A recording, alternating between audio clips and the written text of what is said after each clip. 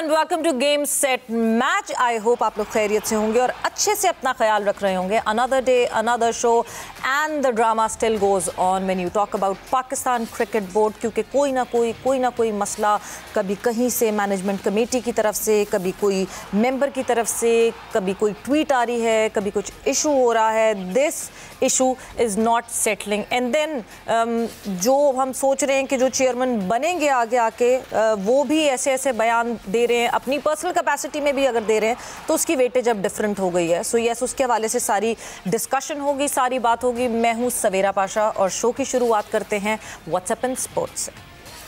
So WhatsApp in sports में सबसे पहले बात वही करेंगे कि पाकिस्तान क्रिकेट बोर्ड में क्या क्या अभी हो रहा है, क्या क्या बयानात आ रहे हैं। सो गवर्निंग बोर्ड के रुकन शकील शेख ने ट्वीट में कहा कि मैनेजमेंट कमेटी के चेयरमैन नजम सेठी ने कानून के तहत पीसीबी बोर्ड ऑफ गवर्नर्स को तश्कील दिया है और उन्होंने ये भी कहा कि उनका मजीद ये कहना था कि पीसीबी के आइन की शिक 38(6) के तहत ये इख्तियार सिर्फ और सिर्फ पीसीबी मैनेजमेंट कमेटी के पास है।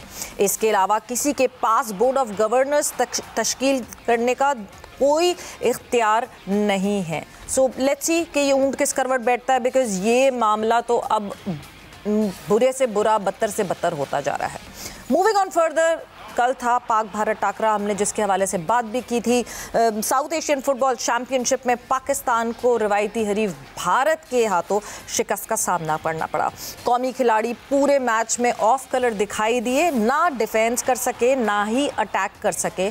और शुरू में जिस तरह परफॉर्मेंस रही, आई वुड से शुरू के 2 गोल्स तो अपनी गलती की वजह से उन्होंने जो रिसीव किए वो अपनी गलती की वजह से। कौमी गोलकीपर भी मजाक बने रहे।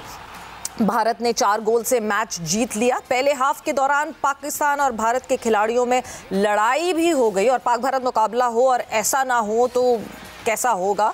सो यस, ये भी हुआ बिकॉज भारत के जो हेड कोच हैं स्टीमाख, उन्होंने जो है पाकिस्तान प्लेयर इकबाल को थ्रो इन करने से रोका और गेंद इकबाल के हाथ से छूट गई, जिस पर झगड़ा शुरू हुआ एंड इवेंचुअली अंपायर ने जो है वो भारतीय कोच को, यानी जो भारतीय मैनेजर हैं, उनको रेड कार्ड दिखाकर मैच से बाहर कर दिया।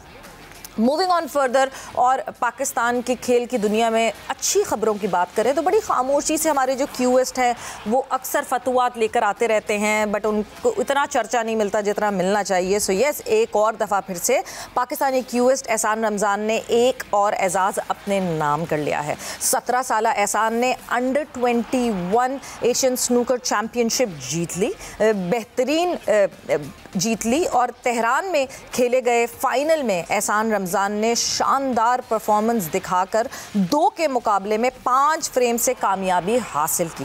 एहसान रमज़ान गुज़िश्ता साल कम उम्र तरीन, सबसे कम उम्र वर्ल्ड स्नूकर चैम्पियन वो बने थे और उनके पास वो एजाज़ है। और जब एहसान रमज़ान की बात करें, so he is progressing so perfectly and so brilliantly, because अभी तो बहुत छोटी सी उम्र है, 17 साल के खाली। सो शाबाश एहसान रमज़ान।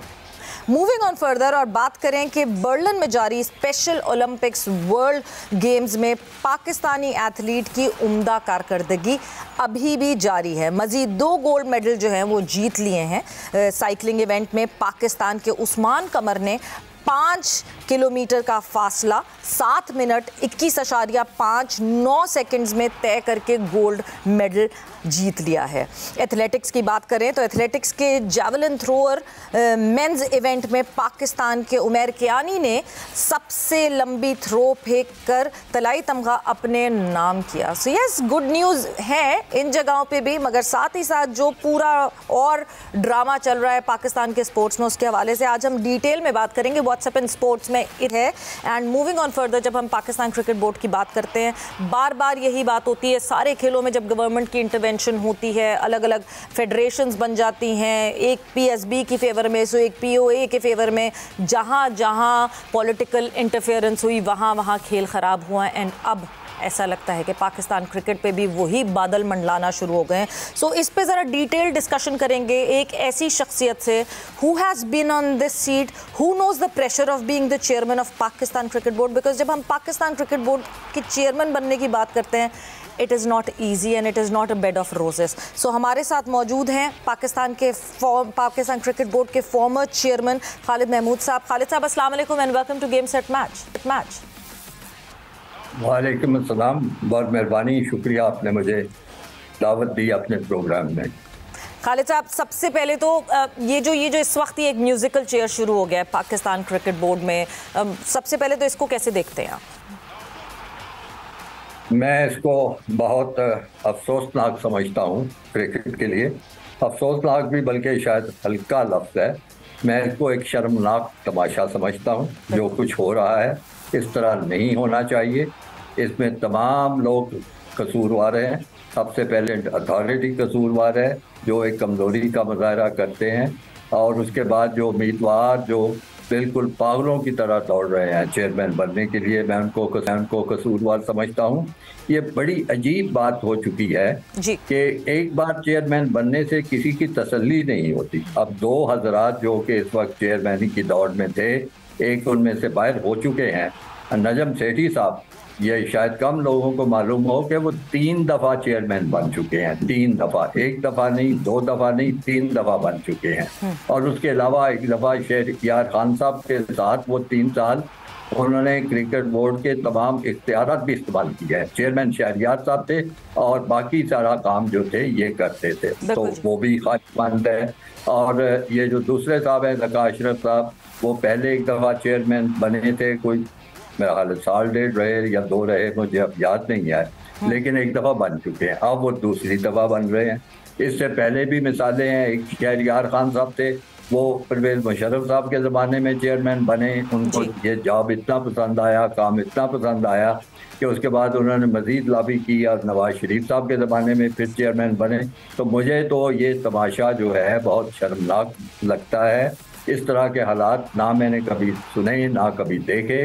अच्छा ज़माना होता था कि हुकूमत वक्त या कंप्यूटर अथॉरिटी जो थी खुद अपना होमवर्क करती थी और उसके हिसाब से तलाश करती थी किसी ऐसे शख्स को जो उनकी नज़रों में इस ओहदे के लिए मुनासिब होता था या अहल होता था। इस तरह होता था तैनाती।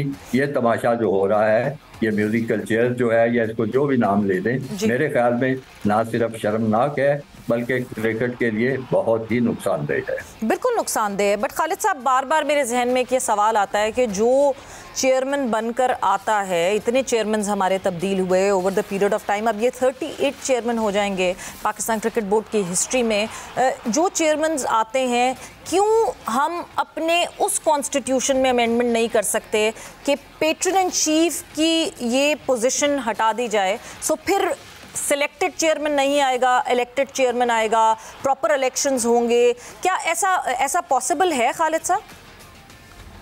देखिए, पॉसिबल एक ऐसा लफ्ज़ है जो कई लोग, बड़े बड़े लोग कह चुके हैं कि हमारी डिक्शनरी में नहीं है। इम्पॉसिबल लफ्ज़ जो है, तो पॉसिबल तो हर चीज़ हो सकती है, क्यों नहीं हो सकती। सारी दुनिया में जो क्रिकेट बोर्ड है उनके कवानीन में हुकूमत की कोई मुदाखलत नहीं है, उसका कोई सरपरस्त नहीं है जो नॉमिनेशन करता हो। तो इंडिया की मिसाल है, हमारा पड़ोसी मुल्क है, इंग्लैंड जो है, ऑस्ट्रेलिया है, जनूबी अफ्रीका है, न्यूजीलैंड है। सब मुल्कों में एक उनका अपना ढांचा होता है, स्ट्रक्चर होता है, और उसके हिसाब से चेयरमैन चुना जाता है। लेकिन हम उस दौर से नहीं निकल सके जब चेयरमैन का जो तैनाती होती थी, नॉमिनेशन होती थी, वो हुकूमत करती थी।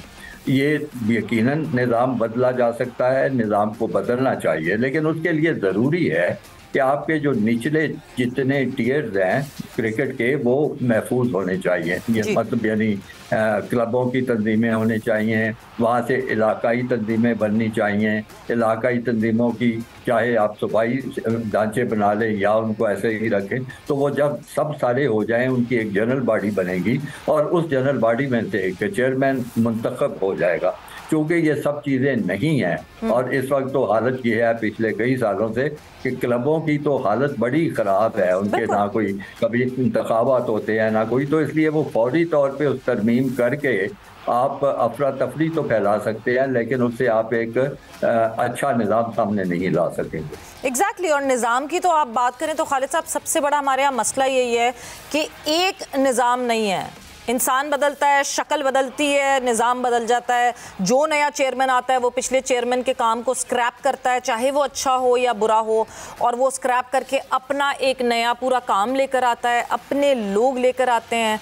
हायरिंग होती है, फायरिंग होती है। बट खालिद साहब, जब मैं ये बात करती हूँ कि हम पॉलिसी की बात करते हैं, निज़ाम की बात करते हैं, मतलब हम पिछले कुछ 3 साल में देखें डिपार्टमेंट शट डाउन हुए हैं, अब डिपार्टमेंट्स रिज्यूम हो रहे हैं। आपको लगता है ये जो अनसर्टनिटी है, हम बाहर की दुनिया से कैसे ये डिमांड करें कि हमें रिस्पेक्ट करें जब हम हमारा हाउस एंड ऑर्डर नहीं है? आप बिल्कुल ठीक कह रही हैं। हम बाहर की दुनिया से इस किस्म का मुतालबा नहीं कर सकते जी, और ना हम करते हैं। और ना ही मैं आपको सच्ची बात बताऊं कि हमारे क्रिकेट बोर्ड की और हमारे क्रिकेट बोर्ड के जो ओहदेदार हैं, इस वजह से उनकी कोई हैसियत भी नहीं होती, उनकी कोई इज्जत भी नहीं होती। इज्जत तब होती है जब आपके पीछे एक मजबूत अदारा हो, जिनके पीछे अदारे की हालत ये हो कि हर सियासी तब्दीली के बाद वो ओहदेदार ही बदलते चले जाएं, उसका चेयरमैन बदल जाए तो उसकी बाहर की दुनिया में हैसियत क्या होगी। ये तो एक अमूमी बात है, बदकिस्मती की बात है। इसको बदलना चाहिए। चेहरे नहीं बदलते, बल्कि आप सच्ची बात पूछें तो इंसान भी बदलना शुरू हो जाते हैं। एक कोई ओहदेदार होता है, उसका एक रूप होता है, जब ऊपर वाला बदलता है वो रूप भी अपना बदल देता है। ये सारी चीजें मौजूद हैं, तो हमें इस पे नजर सानी करने की जरूरत है, इस पे बड़ी संजीदगी से गौर करने की जरूरत है। हमें एक ऐसा ढांचा लाने की जरूरत है जो मुस्तकिल हो, जो पायदार हो, जिसमें एक जनरल बॉडी हो, सारे मुल्क के जो स्टेक होल्डर हो उसमें उनकी नुमाइंदगी हो। वो जनरल बॉडी जो है वो एक काउंसिल या एग्जीक्यूटिव कमेटी चुने और उसमें से फिर आपका चेयरमैन आ जाए। जब ये सब चीजें होंगी तो फिर इस्तकामत भी होगी। फिर ये नहीं होगा कि जैसे ही एक चेयरमैन बदला या हुकूमत बदली उसके साथ ही तमाम चीजें बदलनी शुरू हो जाएंगी। क्योंकि अगर जिन चीजों को जनरल बॉडी की हमायत हासिल होगी और जिन चीजों को काउंसिल की हमायत हासिल होगी, स्टेक होल्डर की हमायत हासिल होगी, उनको बदलना मुश्किल हो जाएगा। बिल्कुल। मगर अब मैं अगर खालिद साहब ये जो पूरा सिलसिला चल रहा है उसके मुद्दे की बात पे आऊँ, क्या आईपीसी मिनिस्ट्री को कोई राइट है कि वो मैनेजमेंट कमेटी को डिसॉल्व कर सकें? क्योंकि मतलब मेरी नॉलेज के हिसाब से, आप मुझे करेक्ट कर सकेंगे इसमें, Pakistan cricket board does not come under any policies of such, because सिर्फ पेट्रन इन चीफ हैं जिनकी एक पॉलिटिकल इंटरफेरेंस है, उसके अलावा कोई पॉलिटिकल इंटरफेरेंस नहीं हो सकती पाकिस्तान क्रिकेट बोर्ड में। Am I correct? आपकी बात से मैं इत्तेफाक करता हूं, लेकिन मैं इस पे बड़ी कोई अथॉरिटेटिवली बयान इसलिए नहीं दे सकता कि मुझे तो अभी तक समझ नहीं आ रही कि इस वक्त क्रिकेट बोर्ड का आइन कौन सा है। पहले एक आइन था जिसके तहत वो आपने जो महकमाना तंजीमें थी उनको ख़त्म किया, उसका पूरा ढांचा बदला। उसके बाद ये नजम सेठी साहब आए और बताया गया कि जी वो आइन बदल गया है। वो आइन बदल के उसका हुलिया क्या हुआ है, उसकी क्या शक्ल बनी है, उसमें क्या चीज़ें रखी गई हैं, वो अभी तक मैंने नहीं देखी ना। सर 2014 का ही आइन फिर से वो लेकर आ गए हैं, फिर से वही एग्जैक्ट वही आइन। 2014 का आइन जो था उसमें क्या शिकायत थी। जहाँ तक आपने मैनेजमेंट कमेटी की बात की है कि जिस एजेंसी ने, जिस हुकूमती अदारे ने उस मैनेजमेंट कमेटी की नोटिफिकेशन की थी, बज़ाहिर तो यही लगता है कि वही अदारा इख्तियार रखता है कि उस नोटिफिकेशन को ख़त्म कर दे। वो जो मैनेजमेंट कमेटी थी वो कोई किसी जनरल बॉडी या किसी मुंतखब अदारे ने तो नहीं बनाई थी, वो बनाई हुकूमती अदारे ने थी। इस लिहाज से शायद उन्होंने मुनासिब समझा हो उसको ख़त्म कर दिया जाए। अब देखें, अब इनको मुश्किल पेश आ रही है कि अब मैनेजमेंट कमेटी कहाँ से आएगी, क्योंकि जनरल बॉडी इनकी है कोई नहीं, काउंसिल इनकी है कोई नहीं। तो तमाम चीज़ होती है ना, एक बनी बनाई गंदी मंदी जिस तरह की भी इमारत हो, आप उसको गिरा दें फिर आपको बिल्कुल कन्फ्यूजन होता है कि अब क्या किया जाए। बिल्कुल। मगर सर अगर मैं ये दोनों वो देखती हूँ, जो दोनों जो डॉक्यूमेंट्स या दोनों जो नोटिस दिए गए, यानी 23 अप्रैल को जो एक्सटेंशन का नोटिस दिया गया था वो it is signed by the deputy secretary of the government of Pakistan. मगर जब मैं ये जो अभी रिसेंटली जो 20 जून को जो दिया गया है notice, that is not signed by him and that is signed by the IPC ministry. तो मे बी इस वजह से ये बात सारी हो रही है, बिकॉज जब मैं कॉन्स्टिट्यूशन की बात करती हूँ तो 38वीं 6 जो शिक है, जो कॉन्स्टिट्यूशन में पाकिस्तान क्रिकेट बोर्ड की आती है, वो ये स्टेट करती है कि पेट्रन इन चीफ की तरफ से अगर कोई चीज़ आएगी और आईपीसी के through, IPC would just work as a bridge, तो ये बात हो सकती है, मगर आईपीसी अपनी तरफ से कोई भी नोटिस जारी नहीं कर सकता पाकिस्तान क्रिकेट बोर्ड को। जी, ये आपकी तशरीह हो सकता है काबिल कबूल हो। बात ये है कि पेट्रन इन चीफ जो है वो किस तरह ऑपरेट करता है। बात बड़ी सीधी है कि अगर उसने कोई अंदरूनी मामलात के बारे में कोई हदायत देनी हो तो वो वजारत दाखिला के जरिए देगा। अगर कोई खारजा अमूर से ताल्लुक है तो वो वजारत खारजा के जरिए उसका हुक्म जो है वो सब तक पहुंचेगा। अब इसी तरह चूँकि इंटर प्रोविंशियल जो मिनिस्ट्री है, जो जिसका आप हवाला दे रही हैं, वो चूँकि सूबों के माबैन मामलात से डील करती है और उसके पास ही यह क्रिकेट का मामला भी गया हुआ है, तो इस लिहाज से देखा जाए तो फिर वही नोटिफिकेशन जारी करेंगे और वो ये भी कह सकते हैं कि इसमें पेट्रन की भी अशीर बात है। लेकिन ये तो बहरहाल सारे कानूनी मसले हैं, अगर किसी को उस पर एतराज होगा तो वो फिर अदालतों में जाएंगे और मेरा ख्याल है ये 7 लोग अदालतों में जाएंगे और काफी गुमसान का रन पड़ेगा। बिल्कुल खालिद साहब, ऐसे ही लग रहा है कि कहीं अदालत में जाके ये मसला सॉल्व होगा, यानी और मैं कहूँगी कि पाकिस्तान क्रिकेट बोर्ड की बेइज्जती होगी। और अब जब ये सामने आ रहा है कि 2 नॉमिनीज आ गए, मुस्तफ़ा रामदे का नाम आ गया, ज़का अशरफ साहब का नाम आ गया। ज़का अशरफ साहब ने एक स्टेटमेंट कल, जो कि अब वो कहते हैं कि मेरा पर्सनल स्टेटमेंट था, मगर क्योंकि ऑब्वियसली वो रनिंग अब उसमें उस रेस में है चेयरमैन बनने के पाकिस्तान क्रिकेट बोर्ड के। एशिया कप का हाइब्रिड मॉडल, बहुत इस पे बहस हुई, हम कोई 10 महीने इस एशिया कप के ऊपर बात करते रहे, डिस्कशन करते रहे। इवेंचुअली एशियन क्रिकेट काउंसिल ने जो hybrid model Pakistan cricket board ने प्रपोज किया था, हाइब्रिड मॉडल 2.0, वो अप्रूव किया। तो अब ज़का साहब अपनी पर्सनल कैपेसिटी में उन्होंने मीडिया पे ये स्टेटमेंट दिया जब वो आईपीसी मिनिस्टर के पास बैठे हुए थे कि वो इस हाइब्रिड मॉडल को एक्सेप्ट नहीं करते, होस्ट करना एशिया कप तो पूरा पाकिस्तान में किया जाए। और उस पे एक वावेला मच गया और एक उधम मच गया कि जी ये तो पूरा सब कुछ सेटल हो चुका और अब पाकिस्तान क्रिकेट बोर्ड क्या फिर कोई चेंजेस लाएगा। सो आज उन्होंने उसकी अमेंडमेंट तो ज़रूर की है कि नहीं जी वो तो एक्सेप्ट तो करना पड़ेगा, मगर आपको लगता है कि अब ज़का साहब को भी सोच समझ के बयानात देने पड़ेंगे? मेरे ख्याल में ज़का अशरफ साहब जब उन्होंने ये पब्लिक ऑफिस के लिए बिड की थी तो उसी वक्त से ही उनको सोचो विचार करनी शुरू करनी चाहिए थी। अब देखें ना, 2 मुल्कों के माबैन एक मामला तय हुआ है, ठीक हुआ है या गलत हुआ है? मेरी नज़र में बहुत गलत हुआ है, नहीं होना चाहिए था। मेरा ख्याल है आपके चैनल ने भी मुझे इंटरव्यू किया था और मैंने हमेशा ये कहा था कि पाकिस्तान को असूली मौक़िफ़ इख्तियार करना चाहिए, अपने मुल्क के अंदर ही टूर्नामेंट कराना चाहिए। जो कोई आता है बिस्मिल्लाह, नहीं आता तो उसको मैच जल्दी शेड्यूल कर दे। मेरा अब ये मौक़िफ़ था, इस तरह की सौदेबाजी ना करें। जब भी आप किसी ताकतवर हरीफ के साथ ऐसी सौदेबाजी करते हैं तो आप हमेशा घाटे में रहे हैं, तो हम घाटे में रहे हैं। अब आप देखेंगे कि बाकी जो माली मामलात हैं वो भी श्रीलंका के हक में ज़्यादा जाएंगे क्योंकि हिंदुस्तान की यही ख्वाहिशें होगी। ये तो एक अलग बात है, मेरी तो कोई सरकारी हैसियत नहीं है, मैं तो अपनी राय दे सकता हूँ।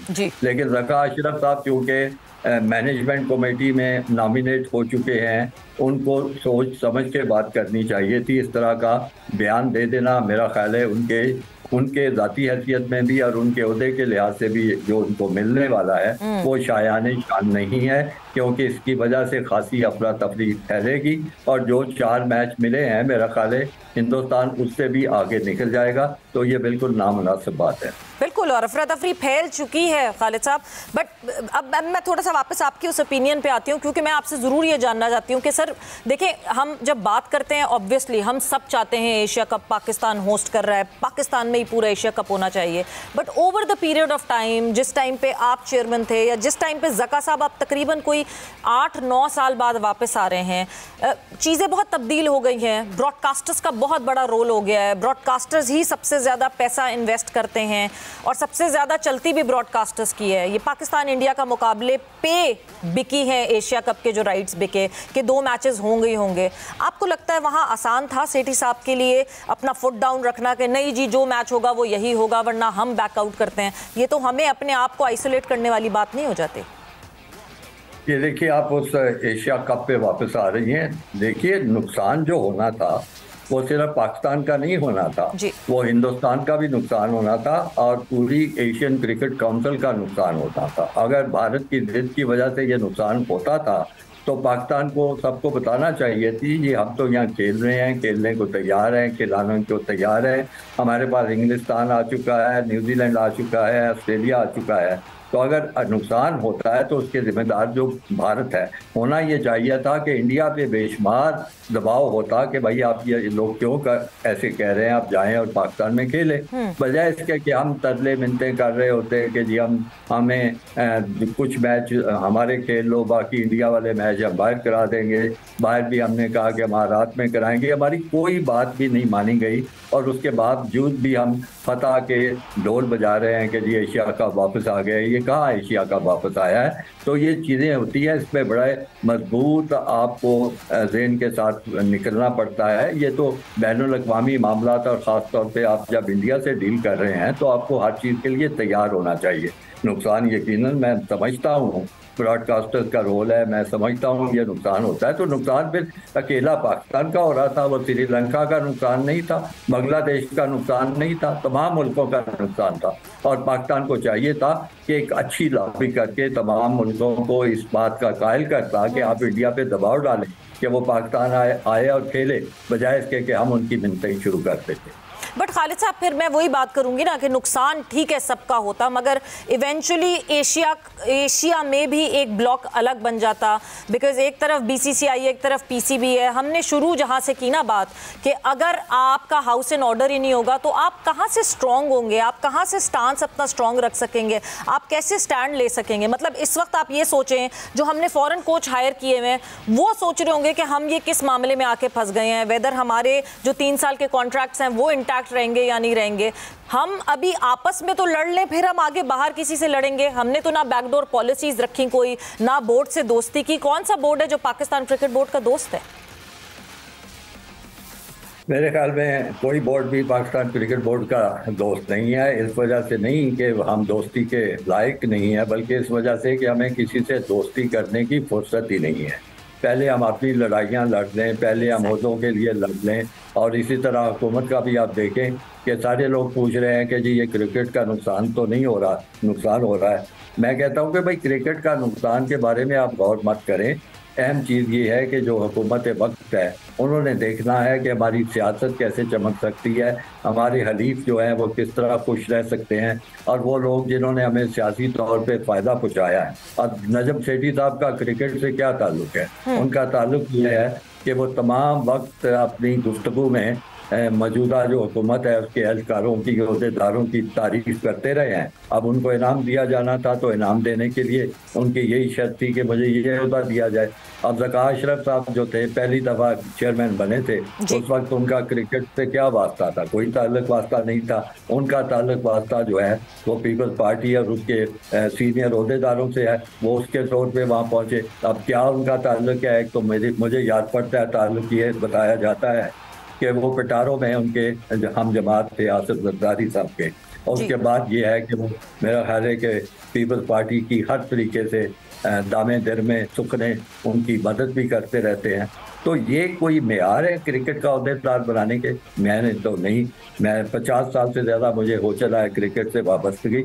इस तरह के तरीके से तो चेयरमैन नहीं बनाए जाते। इससे तो बेहतर है आप मेरा ख्याल है खुला खुला एक बोली लगा शुरू कर दें, और जो सबसे ज़्यादा बोली दे हुकूमत को इस सौदे के लिए उसको बना दे।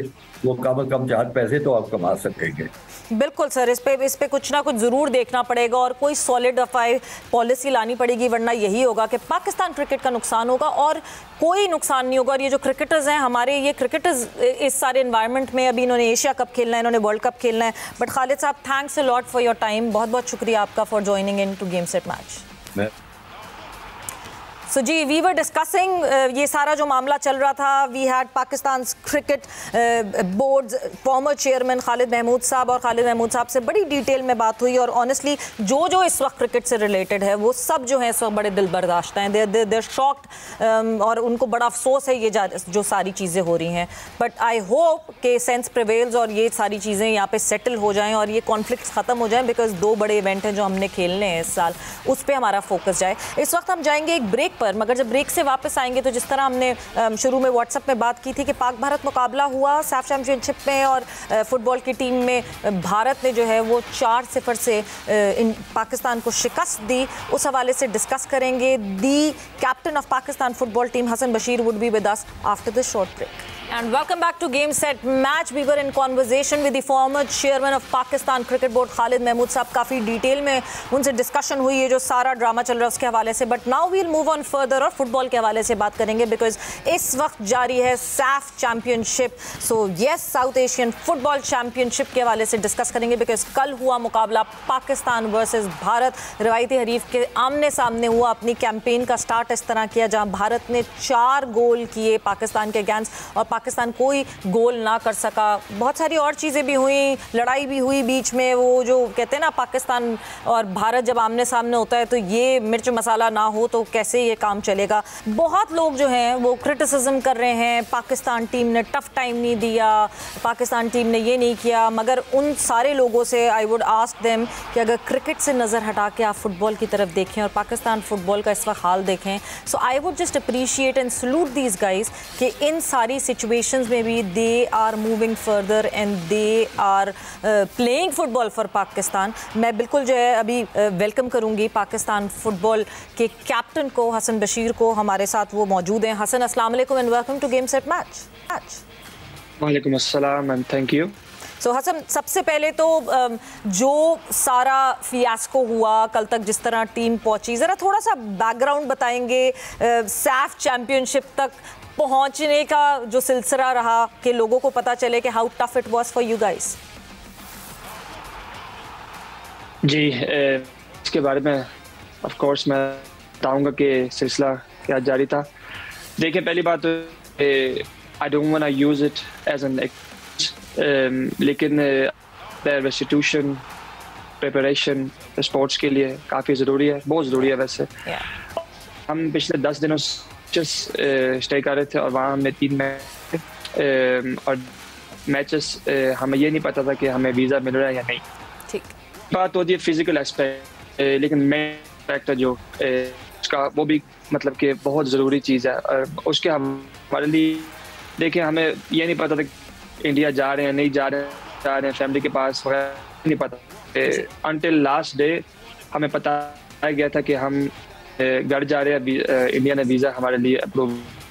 तो अनटिल लास्ट नाइट बिफोर हमारा ये था कि चलो पैकिंग करो, घर जा रहे हैं। फिर लड़कों ने, कोचेस ने वगैरह ने फैमिली को मैसेज कर दी कि देखो हम घर आ रहे हैं, तैयारियां कर लें। लेकिन नेक्स्ट डे हम फिर मतलब कि साफ ने फिर थोड़ा प्रेशर डाला इंडियन को कि करें प्लीज, और लास्ट नाइट हमें मिला है। वो मंडे था, हमने वेडनेसडे को मैच खेलना था।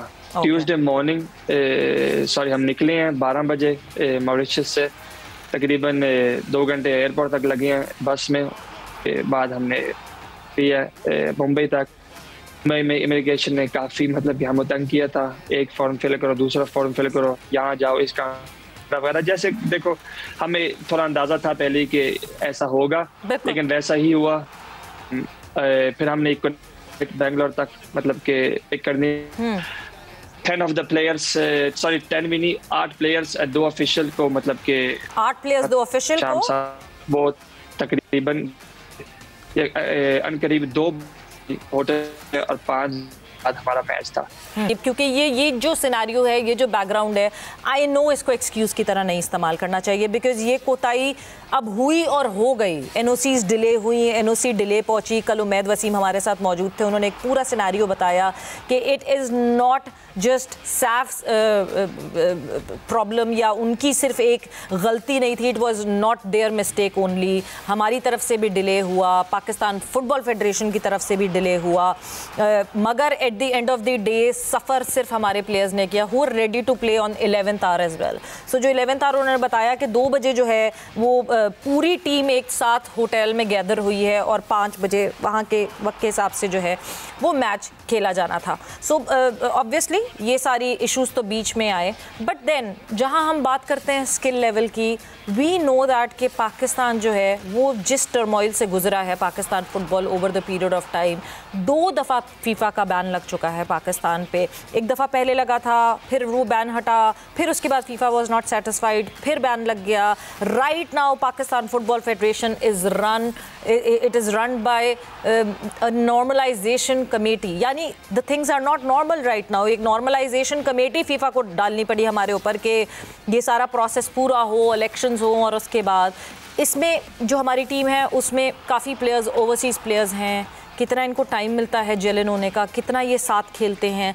How in the world can we expect them to challenge a team जो कि over the period of time बहुत अच्छा कर रही है। टीम इंडिया की बात करें तो टीम इंडिया में जो है वो फुटबॉल लीग है, उस फुटबॉल लीग के उसमें भी खेलते हैं लड़के, वहाँ का भी एक्सपोजर मिलता है। आप रैंकिंग की बात करें तो ज़मीन आसमान का फ़र्क है। उस रैंकिंग में भी तकरीबन 100 का डिफरेंस है रैंकिंग में, जब पाकिस्तान फुटबॉल टीम और भारत की फुटबॉल टीम की बात करें। देन हम जब सुनील छेत्री की बात करते हैं, the hattrick goal scorer, so he has scored 90 goals now, world tally में उनका नाम आ गया है और वो चौथे नंबर पे, यानी he has join the group of Ronaldo and Messi. तो जहां आपके पास अगर एक इंडिविजुअल प्लेयर भी इतना अच्छा हो, वो आपके साथ अगर आपके कैंप में भी है, वो आपके साथ ड्रेसिंग रूम में भी है, so nothing better than that. And then Stimac के आने से भी बहुत फ़र्क पड़ा है टीम इंडिया को। You have seen them progressing well.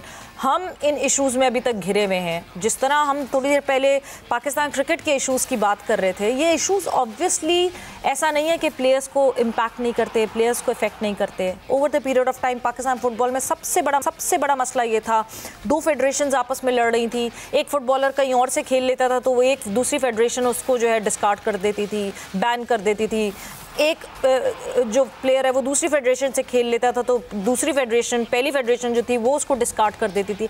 So it has been a total chaos. और अगर उस क्योस में जाके भी जिस तरह मॉरिशस में हमारी टीम ने परफॉर्म किया, इट वाज कमेंडेबल। जिस तरह कीनिया को टफ टाइम दिया, ये वही कीनिया थी जिससे हम 8-0 हारे थे और अब उस कीनिया से हम 1-0 हारे। सो मुझे ये लगता है कि before criticising we should know the background and we should know the challenges जिससे ये लड़के गुजरते हैं। और फर्दर ऑन मैं चाहूँगी कि हमारे जो फुटबॉल एनालिस्ट हैं जिनको मैं एडअप कर रही हूँ अब अपने शो में, वो भी आगे जो है इस पे बात कर सकें, कहाँ थे, क्या मसले थे, क्या डिफरेंस था। सो हमें अब ज्वाइन करेंगे अब्दुल मुईद।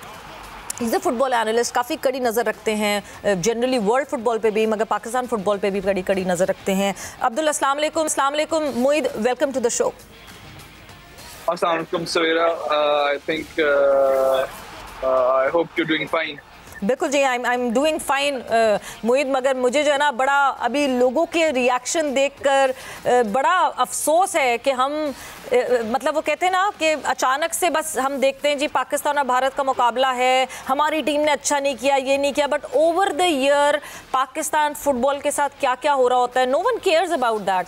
सो मुझे तो बड़ा अफसोस है इन सारी स्टेटमेंट्स और जिस तरह ये ट्विटर पे ये सब चल रहा है, हमारे प्लेयर्स को बैश किया जा रहा है। Moeed, what's your take on that?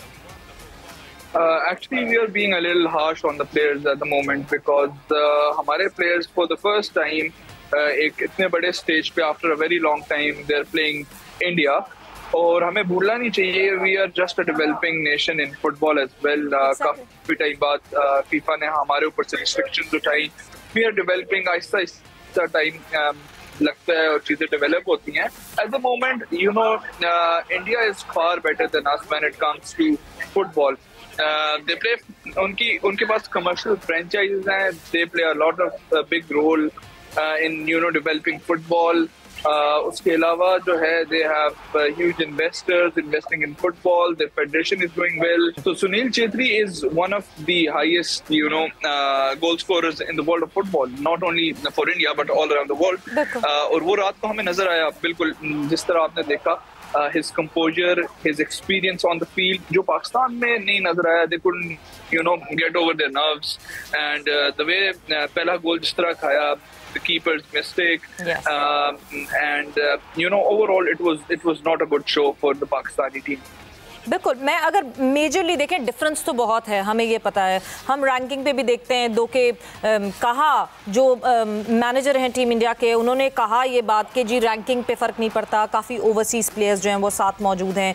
Even then का फ़र्क है रैंकिंग का, ऑलमोस्ट 100 रैंक्स का ऊपर नीचे फ़र्क है। सो जाहिर सी बात है ये डिफरेंस तो हमें दिखना था। But Mohit, I will come back to you because Hasan Bashir is with us, उन्होंने हमें अभी ज्वाइन इन फिर से किया है। सो हसन जी, तो फिर हसन अब हम फील्ड पे आ जाते हैं what actually happened in the field, because थोड़ा सा ऐसा लगा कि कोई प्लान नहीं दिखा पाकिस्तान टीम की तरफ से। क्या प्लान नहीं दिखा, या वो कहते हैं कि एक होता है ना कि प्रेशर सिचुएशन आती है जहाँ पे अब ये टीम पहली दफ़ा गैदर होकर इतने सालों बाद खेल रही थी, maybe that was something जिसने पुश बैक किया।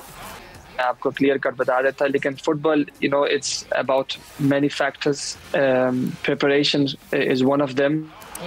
You have to look at the development in India football and Pakistan football, it's in two different paths of Pakistan. मतलब कि पाकिस्तान हर वक्त 2 दफ़ा मेरे टाइम में हुआ कि ये फीफा बैन लगी है, तो जब बंदा फिर शुरू करता है नए सिरे से शुरू करता है जी। और ये जो ब्रेक्स आते हैं ना, ये फुटबॉल को देते हैं। तो इस वक्त इंडिया और पाकिस्तान 2 बिल्कुल मुख्तलिफ जगह पे है। India is going up, top में जा रहा है, और पाकिस्तान मतलब कि स्ट्रगल कर रहा है, दोबारा एक बार फिर शुरू कर रहा है। अगर आप इंडियन प्लेयर्स को देखें, वो इंडियन लीग में खेल रहे हैं स्ट्रॉन्ग, पाकिस्तान में नहीं, सीधी बात है जो। तो ये बहुत डिफरेंट है, तो फैक्टर्स बहुत हैं। लेकिन अगर बंदील की बात करें, India had some players, they have good game plan. We had our, and हमारा कि we have to stay low on the field and do on counter attacks, because you have to look at quality, your limits, your opportunities. You have to put all in one ball and then make the game plan. So we had a game plan, but it didn't work out. So Hasan, एक major challenge जो मुझे लगता है as being an outsider, बाहर बैठ के ये देखते हुए, इज इट डिफिकल्ट कि क्योंकि कुछ ओवरसीज प्लेयर्स हैं, जाहिर सी बात है वो सारा साल तो यहाँ नहीं रहते पाकिस्तान में, कुछ यहाँ के लोकल प्लेयर्स हैं, they coming together for a team, एक टीम में खेलना, उनकी केमिस्ट्री मैच करना, उनकी वो बिकॉज फुटबॉल नीड सिंक्रोनाइजेशन, वो सिंक्रोनाइजेशन क्रिएट करना, is it a tough task? एक और मसला है मुझे जो इंडियन टीम या कोई और टीम है, या मैं खुद डेनमार्क बेस्ड हूँ, डेनमार्क की टीम है, वो मुख्तलिफ क्लब्स में खेलते हैं, मुख्तलिफ मुल्कों में रहते हैं। तो एक फुटबॉल को समझना चाहिए कोच, जाहिर बात है जो मतलब कि कनेक्ट वो पिक करता है। लेकिन देखें, हम इस वक्त उस जगह पे नहीं है, मतलब कि कोच के लाखों प्लेयर हैं जिसके साथ मतलब कि बाहर से प्लेयर आए हैं, मतलब कि पाकिस्तान प्लेयर हैं, ये कुछ भी नहीं है। ये ना कि क्योंकि ऐसे मतलब कि कोई वो कनेक्शन नहीं है, वो चलो नहीं है, बिल्कुल ऐसी बात नहीं है। Football is like that. मुझे बहुत उम्मीद है कि इंशाल्लाह टाइम के साथ हम करेंगे इंशाल्लाह। Hasan, 24 June Pakistan versus Kuwait, what should we expect? इंशाल्लाह we will go in and do our best. Good luck Hasan, I hope कि पाकिस्तान टीम जो है वो बहुत अच्छा करे, and good luck to team. And honestly speaking, जो इस वक्त हालात हैं, जिस तरह हमारी टीम फॉर्मुलेट हो रही है, मुझे लगता है पूरा मार्जिन आप लोगों को देना चाहिए। But thank you Hasan, thanks a lot for joining in. Moeed, what do you expect Pakistan versus Kuwait 24 June? I have different views because football is a game. It does not depend on players only. It depends on the chemistry. Her team का एक transition period आता है जिसके through वो गुजरती है. We have seen Arsenal this season, a club in football, in English football, जिसने they spent like 5 years going through this transition, और 5 साल के बाद now they challenge the title this year. तो आपको जो है it's a game, it's a team game. अकेले बंदे की गेम नहीं है. आप you can have a lot of stars, yet you cannot win because आपको एक combination चाहिए. You need that chemistry which Pakistan requires at the moment. Though fingers are crossed. Let's see how they'll take this defeat और किस तरह वो आगे चलते हैं. Their morale should not be down because, as I said, Team India is far better than Pakistani team at the moment. Yeah. They have players like Sunil Chhetri. Sunil Chhetri is one of the highest goal scorers पूरी दुनिया में in world football. वो नजर आ रहा था pitch पे, their composure, the way they were playing, the way उनकी one touch, two touch passing, their triangles, their crosses, everything was pitch perfect. At the same time, Pakistan की this was a big equation. और जहाँ they couldn't get hold of their nerves. बिल्कुल, the swiftness, वो तेजी, वो मतलब आप अगर बॉल पोजेशन की भी बात करें तो almost 70% ball possession was with India, और उसका ही एक बहुत मेजर डिफरेंस था. But Mohit, thanks a lot for being here on the show, because वक्त यहाँ पे खत्म हो गया गेम सेट मैच का. And all our best to team Pakistan football team को इस वक्त सपोर्ट करें. जिस तरह मोहित ने भी कहा, 5 साल लग जाते हैं. This is the game of patience. We need to be patient with our team and we need to support them because इस वक्त टाइम है, उनको टाइम लगेगा to settle back. and with that, game set match का वक्त यहाँ पे ख़त्म हो गया. टेक केयर, अपना ख्याल रखिएगा. सवेरा पाशा साइनिंग ऑफ. अल्लाह हाफिज़.